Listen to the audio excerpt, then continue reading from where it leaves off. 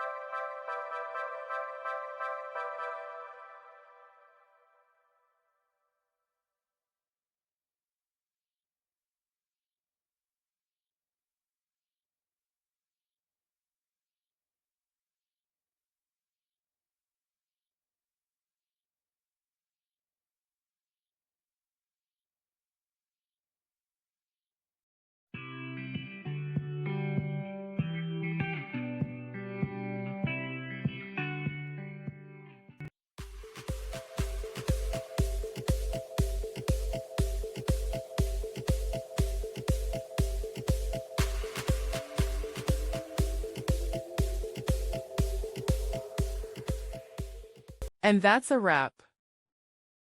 I hope you found the answer you were looking for. If you did, take a second to hit that subscribe button. It really helps out. And let me know in the comments which solution worked best for you. See you next time in the debug zone.